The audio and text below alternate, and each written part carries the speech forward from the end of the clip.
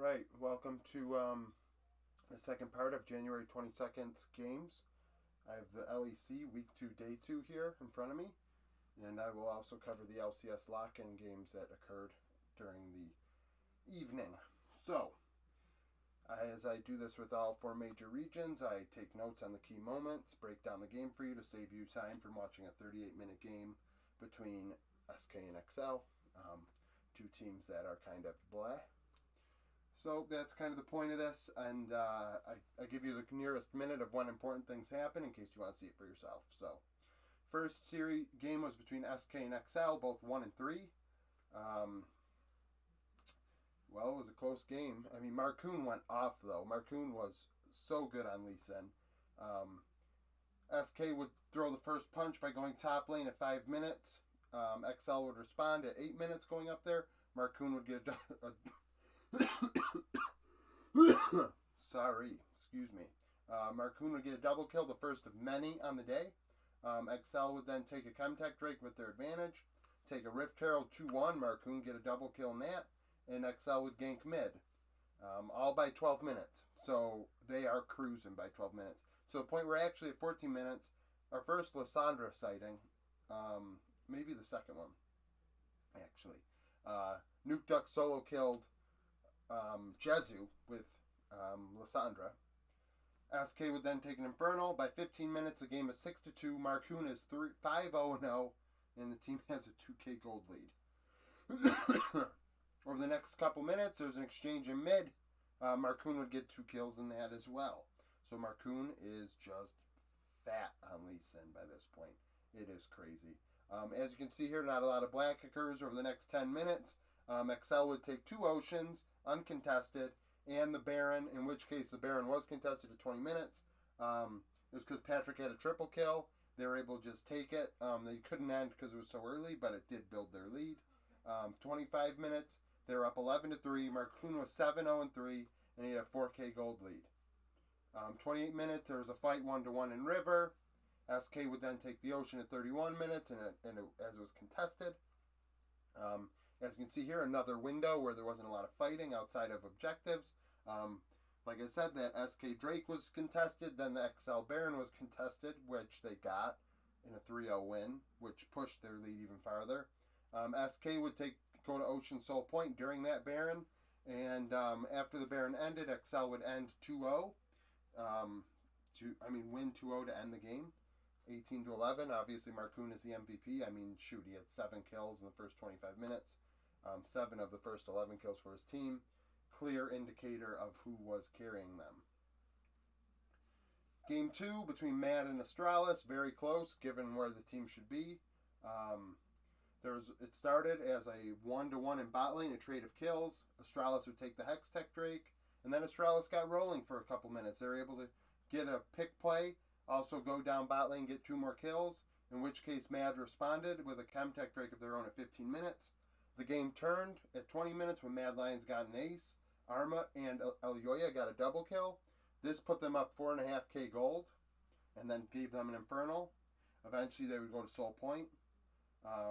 Astralis would then, however, get an ace themselves at 25 minutes to bring the game back in, taking a Baron, Kabe with a triple kill on Xayah. Astralis then after that was up 26-10. Not 26-10, wow. 12-10. Had a 1.5k gold lead, and Kabe was 4-2-5 carrying them. However, Mad Lions would then take the game at 29 minutes with a 3-0 team fight win. Unforgiven got a double kill. Unforgiven's the MVP of this game because at the end game, it was all on the line, and Unforgiven showed up. Double kill there. And at 31 minutes, Mad Lions would ace Astralis for the win. Elyoya with a double kill. Unforgiven had a ton of damage in that fight. I saw the damage chart after the game. They showed it on the broadcast. Unforgiven was the MVP. I mean, he's the one who did all the work in the last 2 fights to win the game. We'll see how they do going forward. This game was a little rocky for them, especially against a team like Astralis. They should have probably done better, but they had their struggles. The third game, a good team. Now we get to 3 games where teams did not struggle at all beating their opponents. Rogue smoked BDS. So the early game was really slow. The first kill was at 10 minutes. Odo Omne solo killing Adam. Rogue had built up a 2k gold lead by this point and took the Infernal Drake. They would eventually take Soul in this game. 12 minutes, they'd go down bot lane, win a dive 3-2. Rogue were up 5-2, 4k gold lead, and Larson was 0-3 on Rise at the time. Larson was making plays, moving around the rift, using realm warps and things of that nature. 18 minutes, they'd go to Soul Point, winning a team fight 4-2, in which case 3 players had all 6 kills. Larson, Malrang, and Nuclear Int. 23 minutes, Rogue would then take the Soul itself, the Chemtech Soul. Comp getting a double kill as part of a 3-0 fight, so you got to give BDS credit. At least they contested these objectives. By that point, they were pretty much lost, though, because 24 minutes, Rogue took the Baron with an 8.5k lead, and that ended it. I mean, that didn't end it, actually. That's not doing BDS justice. They were able to make a stand, push Rogue back, force them to reset, and Rogue reset and then ended the game. I have ended in chaos because around Nexus, the players were screwing around. And struggled a bit at the end to end. Final score 20-6. Larson was the MVP. He was making things happen on Rise. He was really the only player that stood out to me in this game for them. I mean, it was 20-6. I guess I should have picked Trimby. Usually when some carry doesn't stand out, it's a support that won them the game. Nevertheless, Rogue are 5-0. They are cruising. They are, I mean, it's them and Fnatic right now. So let's get to Fnatic. Another slow game. First kill was at 11 minutes, where Misfits found Razork in the jungle. This happened after Fnatic took the first Drake. 12 minutes, Humanoid was solo kill Vethio. He would be cleaned up after, but he did solo kill him. Fnatic then took a Chemtech Drake 4-0, which is kind of where the game went to them. This fight here, when they won 4-0, Humanoid gets a double kill, pushes them ahead. 15 minutes now, they have a 3k gold lead. Humanoid is 3-0-2 on TF. So TF is now going all over the Rift, gold carding everything. Destiny Gate everything. I believe that's what it is. I mean, I could just be naming random ultimates right now, pretending like I know what I'm talking about. But you know what I'm talking about. So, 16 minutes, Fnatic wins 3-1 for a Rift Herald, upset with a double kill. This is when upset comes online. 18 minutes, Fnatic would take the Cloud for Soul Point. They had won a team fight 2-0 to get there. Misfits would clean them up 2-0 afterwards. So now at 20 minutes, it's 10-6. They're up 6k, and upset is 4-0-4 on Caitlyn. I almost made Hillisang MVP because he had like crazy kill participation in this game. I think he had 15 assists, but I think I've named him. I think now it's 2-2. It's tied between these two for MVPs. It's hard to pick which one. Hillisang's doing so great as well. 21 minutes, Fnatic just turned that into a Baron, winning 3-1 to do so. Upset with a double kill there. And then they ended the game 4-0 at 23 minutes, upset with a third double kill. So, upset was the MVP. He was getting double kills left, right, and center. 17-8, very clean win. The cleanest win on here, probably. The end for here, Rogue struggled a bit, had a hiccup. Vitality also was pretty clean. But out of these three, it was definitely Rogue was the least clean of the ends. So, last game, Vitality versus G2. Perks with his revenge game, and boy, did he look like he wanted revenge. So, he didn't dominate really in terms of kills or impact in that way, but he had a monster farm lead, so he's the MVP. He gapped Caps. Vitality went bot lane at 2 minutes, set the tone, got a kill. Then the 2v2, then they had just pure mechanic outplays. Their 2v2 got a kill simultaneously. Alfari got a kill on Broken Blade. This put them up big in lane without any jungle pressure. Vitality would take the Ocean. Eventually, they get an Infernal Soul before the game is out.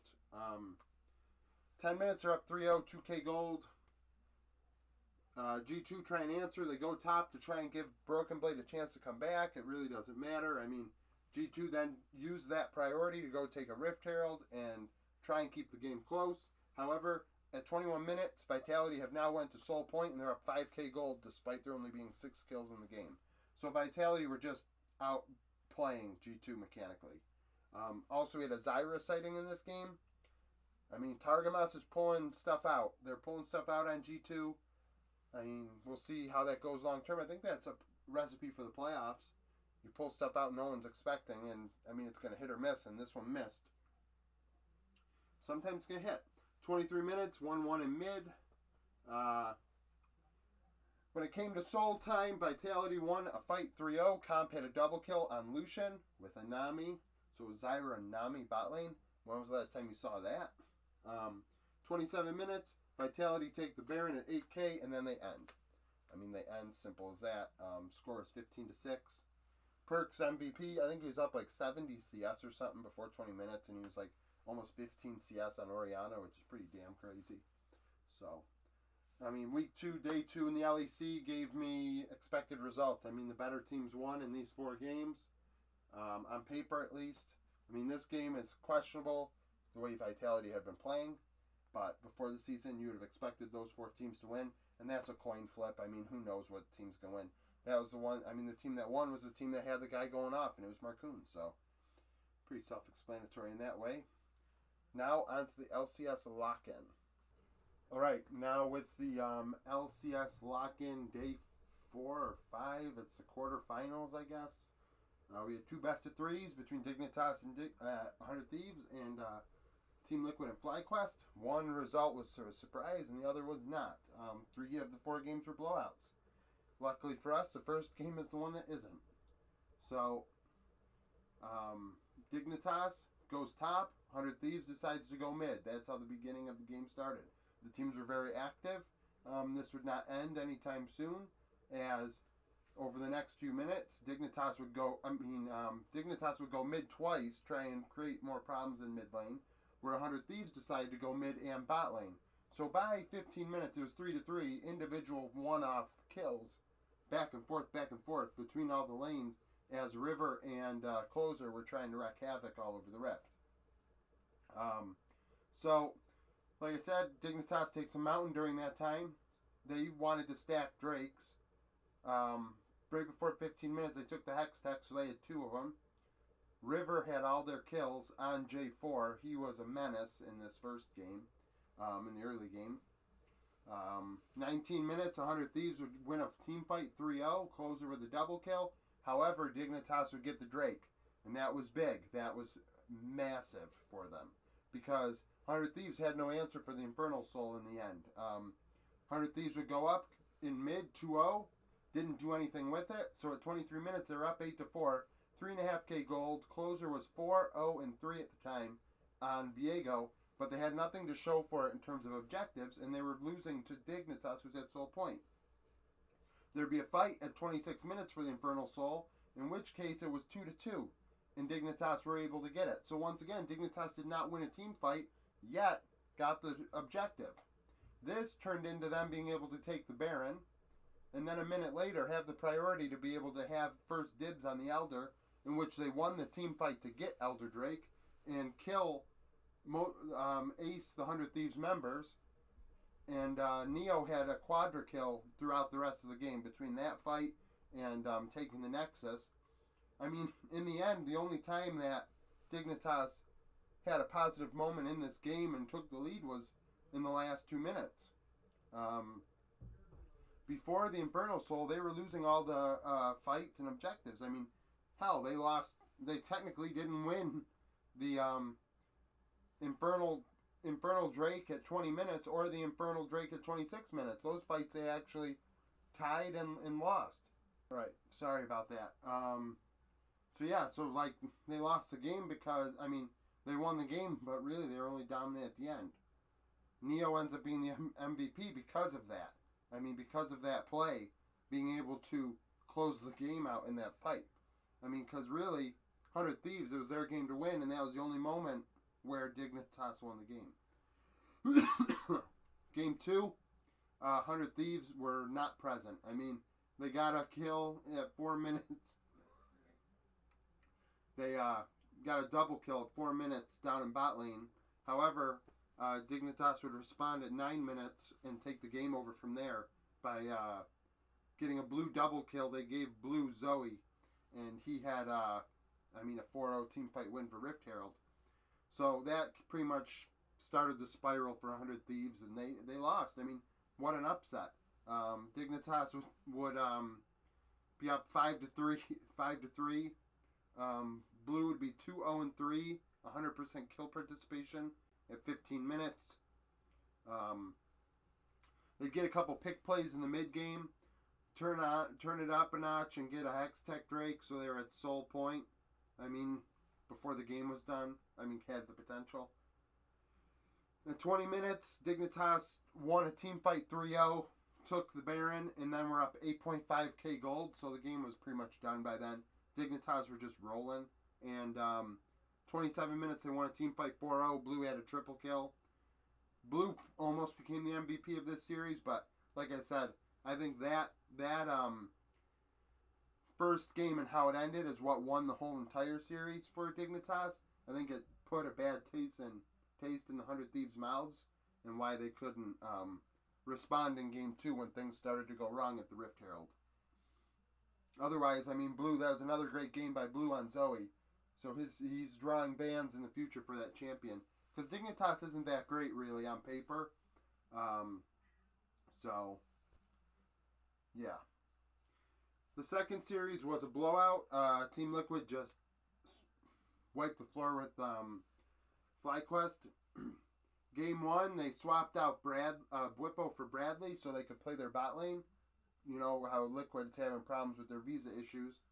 Can't get Core JJ's green card. If they do, then Bwippo, Hans, and Core all play at once.